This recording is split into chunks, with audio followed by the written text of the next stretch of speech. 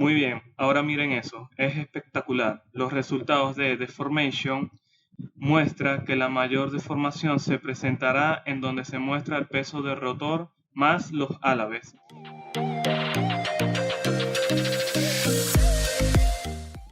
Los ejes de transmisión han simbolizado por décadas uno de los elementos de máquinas más importantes en la industria, ya sea manufacturera, mecánica o incluso la electrónica. Pero ¿alguna vez te preguntaste cómo se diseñan los ejes de transmisión en los aerogeneradores para la industria eólica? Actualmente existen diversas fórmulas para diseñar los ejes de transmisión de potencia sometidos a diferentes cargas, los cuales pueden ser encontrados en libros de diseño de máquinas. Los casos más conocidos son ejes bajo cargas estáticas. Son ejes los cuales están sometidos a cargas estacionarias y tienden a fallar por ruptura. Pueden ser diseñados usando la teoría de la energía de distorsión y el esfuerzo de von Mises, el cual involucra el esfuerzo normal sigma, el esfuerzo cortante tau, la resistencia a la fluencia S sub y el factor de seguridad n. Despejando y sustituyendo ciertos valores se simplifica, como se visualiza en la pantalla, donde se puede calcular el diámetro, que generalmente es la variable incógnita en la ecuación.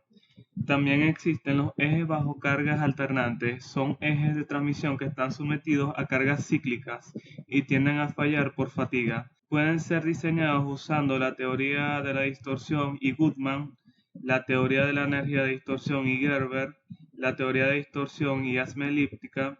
Finalmente, también se puede diseñar usando la teoría de la energía de distorsión y Soderbergh. Todas las fórmulas previamente mencionadas involucran variables como el factor de concentración de esfuerzo K sub F y K sub Fs, el momento alternante M sub A, el par de torsión alternante T sub A, el momento flexionante promedio M sub M, el par de torsión promedio T sub M, resistencia última S sub U y el límite de resistencia a la fatiga S sub E. Despejando y sustituyendo variables se simplifica como se visualiza en la pantalla, donde cualquiera de las fórmulas las cuales tienden a tener un margen de diferencia muy reducido, se puede proceder a calcular el diámetro, que generalmente es la variable incógnita. Para nuestro caso usaremos la teoría de energía de distorsión y Goodman para cargas alternantes. Antes de continuar, recalco que el proceso de diseño solo se realizará para turbinas eólicas de eje horizontal con generador y gearbox. El eje de transmisión diseñado para transmitir potencia entre el rotor y el gearbox. Es necesario resaltar que el diseño de eje varía de acuerdo al caso de estudio. Por ejemplo, para diseñar un eje de una turbina eólica de eje horizontal con imanes permanentes se necesitaría otro proceso de estudio diferente. Para el proceso de diseño del eje de una turbina eólica existen dos métodos diferentes. El primero, el cual requiere solo simulación y el cálculo usando la fórmula previamente mencionada de la energía de distorsión y Goodman. Para ello, primero iniciaremos ANSYS Workbench. Luego se diseña el eje en Space Claim, asumiendo su diámetro. Para ello, asumiré 1 metro de diámetro para el eje. ¿Piensas que es un diámetro de mucho valor para un eje de transmisión de potencia? Pues quizás te equivocas al pensar eso, pues si buscamos en internet, los ejes de transmisión entre el rotor y el gearbox son de grandes diámetros. Igualmente, si el diámetro asumido está mal, los cálculos nos lo dirán después.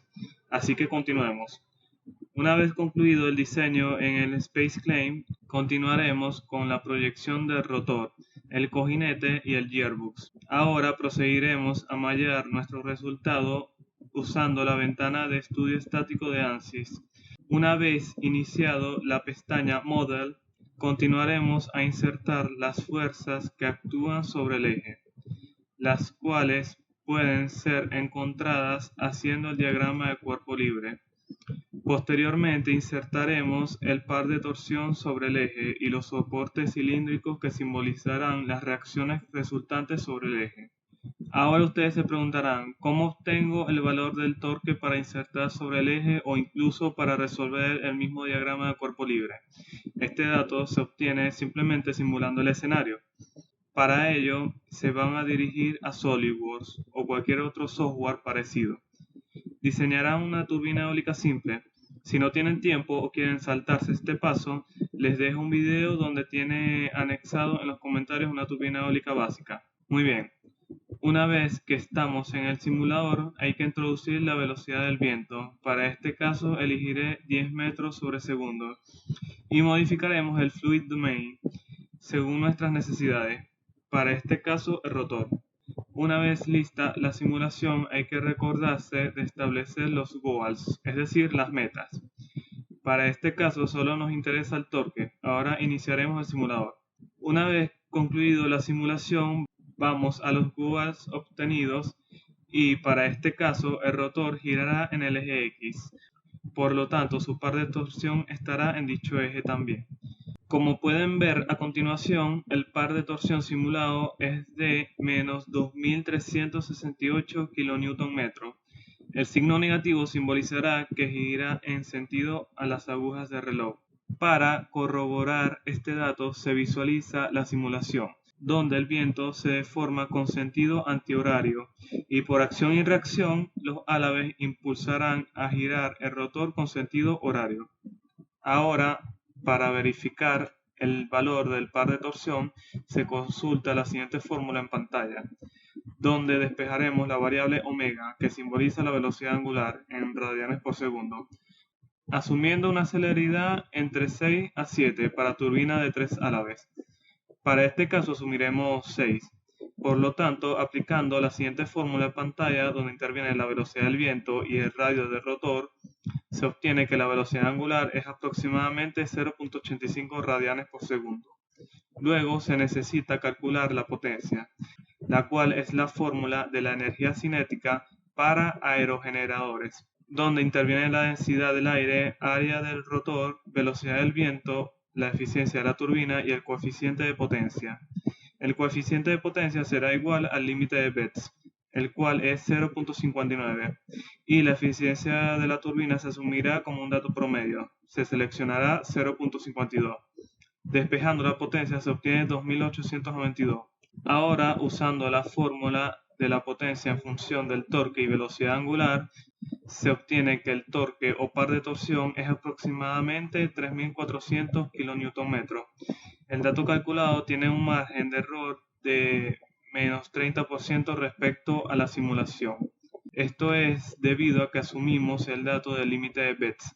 Sin embargo, si se escogiera el coeficiente de potencia real del álabe, como por ejemplo el que se refleja en mi investigación de ResearchGate, se recalcula todo y se obtiene que el par de torsión es de 2561 kN aproximadamente. Con este nuevo valor se tiene que el margen de error es de menos 7.50% respecto de la simulación, el cual es un valor muy bajo. Por lo tanto, escogeremos este dato de par de torsión para calcular el diámetro del eje. De regreso en Model se resuelve el diagrama de cuerpo libre y se procede a insertar en Static Structure las fuerzas como Force, las reacciones como Cylindrical Support y el par de torsión como Moment. Luego en Solutions se insertará Total Deformations, también se insertará en Stress Tool el Max Equivalent Stress y finalmente en Probe se insertará el Moment Reaction. En todas las reacciones se inicia la simulación de cargas en ANSYS y solo queda esperar. Muy bien, ahora miren eso, es espectacular. Los resultados de Deformation muestra que la mayor deformación se presentará en donde se muestra el peso del rotor más los álabes. El software muestra que máximo se deformará un 2.15 milímetros, lo cual es muy poco. Los resultados en Stress Tool nos mostrará el factor de seguridad, el cual se tomará el menor, en este caso es 0.382. Calculando el inverso de ese valor se obtiene 2.62. Por lo tanto, ese será nuestro valor para insertar en la ecuación de energía de distorsión y Goodman. Finalmente, en Moment Reaction se tomará el mayor de todos, en este caso 18.942 kN. Reorganizando todo, tenemos los siguientes datos. El par de torsión promedio, 2.561 kN. Momento alternante, 18.942 kN. Factor de seguridad N, 2.62. Ahora nos queda evaluar el material del eje de transmisión. Para este caso usaremos el acero 4340, el cual cuenta con una resistencia última de 1100 a 1250 megapascales. Para este caso escogeremos 1200 megapascales. En base a esto, la resistencia a la fatiga será de 700 megapascales. Aplicando el proceso de maquinado laminado en frío, se obtiene que la resistencia de fatiga real será de 482 megapascales. Finalmente aplicaremos la ecuación de energía de distorsión y Goodman, donde pueden tomar el K sub F y K sub Fs como 1, pero yo tomaré el valor de K sub F igual a 1.56 y K sub Fs con 1.46, ya que he realizado el estudio previamente. Finalmente, la ecuación queda reducida como se muestra en la pantalla. Resolviendo la ecuación, se obtiene que el diámetro del eje es 1.17 metros aproximadamente. Una vez llegado a este punto, se puede observar que de 1 metro a 1.17 metros de diámetro es mucha la diferencia. Por lo tanto, tenemos que iterar el mismo procedimiento, es decir, volver a diseñar el eje en Space Claim, luego volver a simular el nuevo eje diseñado. Se debe seguir este bucle o seguir iterando hasta que el diámetro de diseño del eje coincida o sea extremadamente cercano con lo calculado en la ecuación de energía de distorsión de Goodman. Muy bien, llegado a este punto acaba la primera manera de cómo diseñar el eje en un aerogenerador. Aunque no lo parezca, es la manera más rápida de diseñar el eje de transmisión. La segunda manera de hacerlo es elaborando todos los cálculos a mano, en donde primero se tiene que resolver el diagrama de cuerpo libre para hallar todas las incógnitas. Luego se elabora el diagrama de fuerza cortante y momento flector sobre el eje, para determinar dónde se produce el momento flector más elevado, el cual será nuestro momento alternante. El torque se obtuvo en el método previo, el cual se mantiene en el mismo valor. Nuestro par de torsión promedio es de 2.561 kN. El valor de resistencia última también se mantiene y en base a este se calcula la resistencia a la fatiga, aplicando los factores de corrección de forma correspondiente, como por ejemplo el factor de modificación de la condición superficial, que en este caso se mantiene como laminado o maquinado en frío.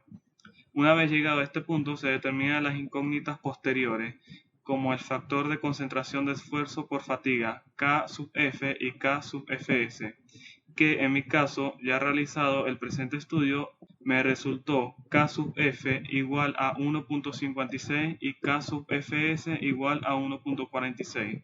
Además, se puede determinar el esfuerzo máximo sobre el eje si les resulta de utilidad. Una vez que tengamos todas las variables, simplemente queda resolver la ecuación. De manera dinámica he elaborado la siguiente interfaz gráfica en MATLAB para que visualicen cuál es el diámetro exacto del eje realizando los cálculos manuales. Simplemente hay que introducir la resistencia a la fatiga, la resistencia última, el factor de seguridad, que les sugiero tomen un valor entre 2 y 3. Para estar en contraste con el ejercicio anterior tomaré 2.62. Luego se inserta el radio del engrane de transmisión en el gearbox, que asumiremos como 1 metro. El peso del ala B más el rotor y el par de torsión promedio. Y listo, el diámetro exacto del eje es aproximadamente 1.30 metros. Yo personalmente les recomiendo realizar el segundo método para diseñar el eje, ya que permite modificar y visualizar las variables que intervienen en el diseño del eje, es decir, permite más a la persona a visualizar el comportamiento del eje bajo las cargas mencionadas siguiendo un patrón lógico. algo que en cambio no te permite el programa de hacer. Las simulaciones solo te muestran los resultados de valores que puedes introducir aleatoriamente y calcular resultados que pueden o no estar correctos. No obstante, también recomiendo corroborar sus resultados con las simulaciones en programas de prestigio como ANSYS o SolidWorks. Para concluir el video, les dejo las referencias bibliográficas en las que me he basado para hacer este video. También les pido que visiten mis perfiles de ResearchGate Academia, LinkedIn y Fiverr. Sin más que decir, nos vemos colegas en el próximo video.